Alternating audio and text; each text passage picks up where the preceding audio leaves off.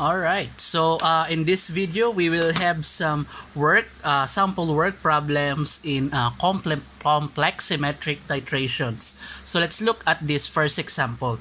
So the concentration of your EDTA solution was determined by standardization, of course. So your EDTA is your titrant, right? So a 0.4177 grams of calcium carbonate was diluted to 500 ml vol flask with acidified water. So the diluent is your acidified water.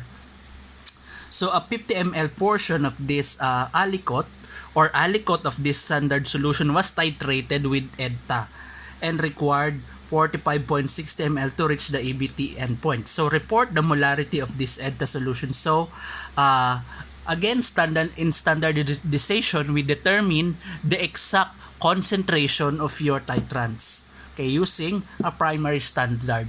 So in this case, calcium carbonate is your primary standard.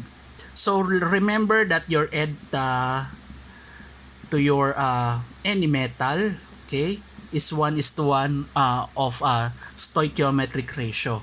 So it may be your calcium, magnesium, or any other metal, guys, okay? So please remember that it's just 1:1 stoichiometric ratios, okay? So we can start now, right? So molars of EDTA. So we can start with this 0.4177 grams calcium carbonate, right? So what we need to do is to cancel out these grams, convert that to moles using your molar mass, okay? And then the molar mass of calcium carbonate is 100.09. And then we can have this conversion in which 1 mole of your calcium carbonate contains 1 mole of calcium ion, right? Because what chelates here, or what this ligand, your EDTA, chelates is the ions, the cations, right? Okay, so 1 mole of calcium cation is inside this 1 mole of your calcium carbonate molecule, right? So, and then 1 mole of your calcium ion is 1 mole of EDTA. Okay, so now we have the moles of EDTA and then the liter of solution. Okay, it should be this one. Okay, required, okay, EDTA and required, okay, to reach an EBT endpoint.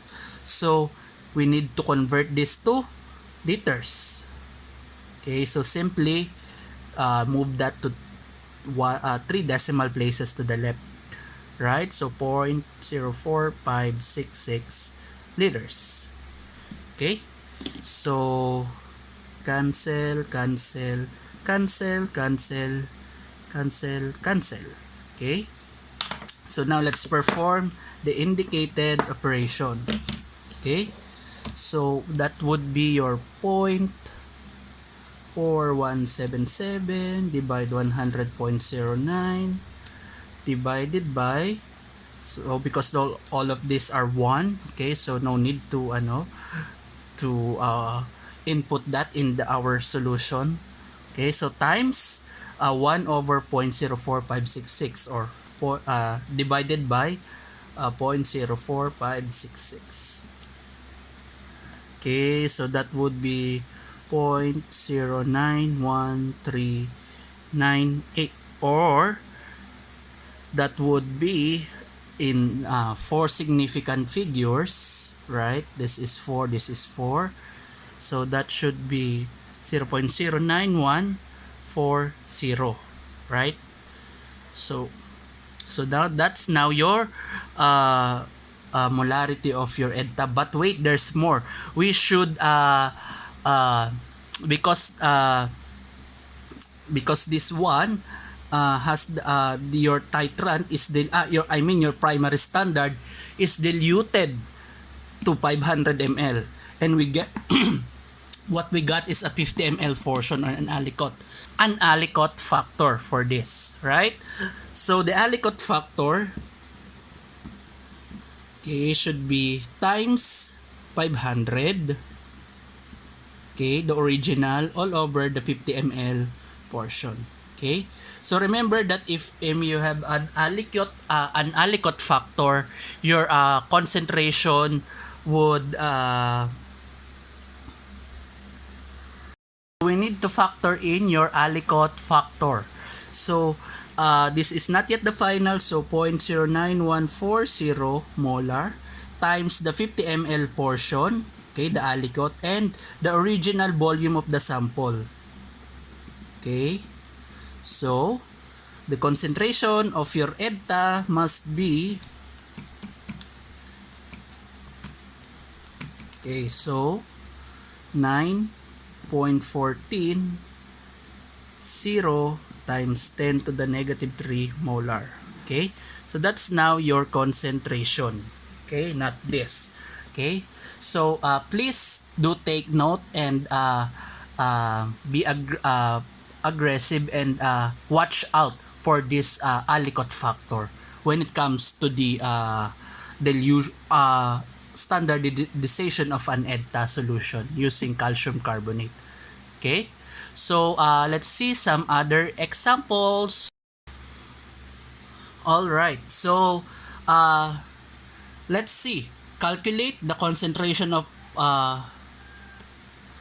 lead in ppm in water if it required 23.01 ml EDTA with an exact concentration of 0.01561 molar, and then the 25 ml of water was used in the experiment. Okay, so we are now determining the concentration of lead in ppm in a water sample. So what we have water used is the volume is 25 ml. So remember that ppm is milligram of solute per liter of solution, right? So this is your liter solution. So what we don't have is your milligram of solute. But then we have this titration data, right? So we can just ppm lead, right? So we can start with your molarity, which of EDTA. So we, in this case, in this problem, we already know or the concentration of titrant is already given, right? So we don't actually need to do the standardization here. So it's a direct solution, moles per liter of EDTA, right? So 23.01 ml EDTA was used. So to cancel this liter out, we should convert this to liters, 0 to 0.1 liters. So that would be 0.02301 liters. And then moles of EDTA, how many? The stoichiometric ratio would be also 1:1. So remember that for any metal cation, the stoichiometric ratio of your ligand EDTA and that metal is just 1:1. Okay, and then we can have the milligram, okay, milligram solute by the molar mass of your lead, right? So that would be grams per mole lead. Okay, and the molar mass of lead is 207.2 grams per mole. So what we need is milligram. So this is just grams. So we know that 1 gram is 1000 milligrams, right? Okay, so now we have the milligram of this, and now the liter of solution. So again, this is just the liter of solution because this the lead is dissolved in this water, the sample, right? So we can convert this to liter by just moving 3 decimal places, right? So 1 over 0.02500. So this is cancel,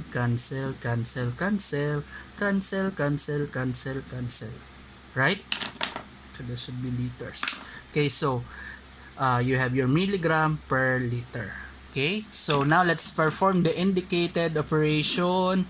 0.01561 oops, sorry, 1561 times 0.02301 times 207.2 times 1000 divided by 0.02500. Okay, so the concentration in ppm is 2980 ppm. Okay, so actually this should be 2.8, so there should be 2981 ppm because we need 4 significant figures, right? Okay, so this is it. Actually, there will be no any Aliquot factor to be considered here because it's nothing. The problem did not said anything. So we assume that this is a direct titration. The sample was directly titrated with this EDTA, consuming this amount of volume, and then, okay? So now let's see some other example. Okay, so actually this will be a follow-up. A 100 ml wastewater is analyzed for hardness requiring 5.74 ml of the same EDTA solution above. So calculate for the water hardness in terms of calcium carbonate. So is the water considered hard? Okay, so again, we will see that this is 0.01561. So that's it, 0.1561. Okay. All right. So what we need is to determine now the hardness of water expressed as ppm calcium carbonate. So that's what we want, right? So milligram per liter. Okay. So your this is your waste, the sample solution volume should be expressed in liters, right? Moving 3 decimal places, that would be it. And 5.74. Okay, so let's see. So we can actually start here, 5.74 ml of that EDTA. So actually that's very small. Okay, so again, we convert this to liter, 0.00574 liters, 0.00574 liters, okay, time of EDTA times the EDTA solution of 0.1561 moles per liter. So this is EDTA, and 1 mole of EDTA will chelate or will complex with 1 mole of calcium ion, right? Calcium cation. So that's 1:1. And 1 mole of your calcium cation is 1 mole calcium carbonate, right? So that's the stoichiometric ratio with each other. And then we convert this now to grams or to mass of milligrams, because what we need is this milligram, right? Milligram calcium carbonate. So that should be using your molar mass, that should be 100.09. And then continuing, that's just grams, so convert that gram to milligram. 1 gram equals to 1000 milligram, right? And then next is to, now we have arrived at calcium carbonate. So next we will divide that with the liter of solution, that should be this. Okay, the liter of solution of that water. All right. So okay, and then let's see. Cancel.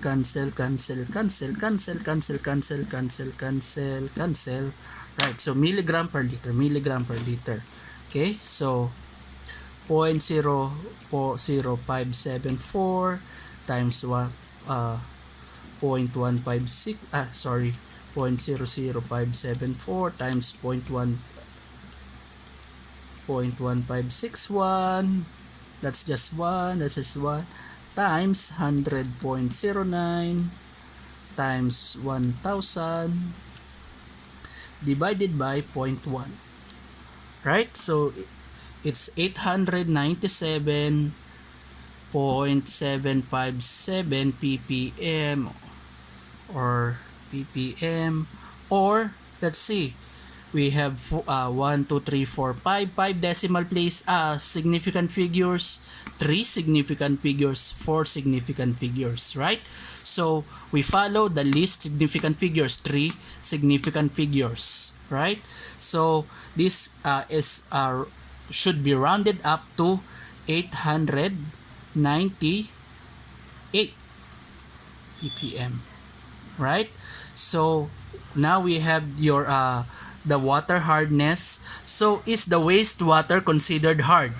So the wastewater would be considered hard if the concentration or the ppm of your calcium and magnesium ions is greater than 270 ppm.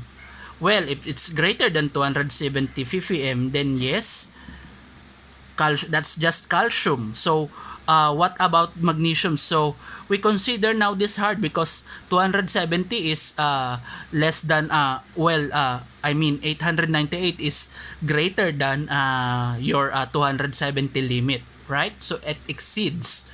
So what more if we add or we consider magnesium ions? Okay, so if we consider magnesium ions, I think it would add more, right? It would be much greater than this. Okay, so yes, this is a hard water, right? Okay. So, thank you. I hope you had learned something in this video. Practice answering and practice doing this kind of problems, and you can answer problems like this. Okay? So, thank you for watching and see you on our next videos.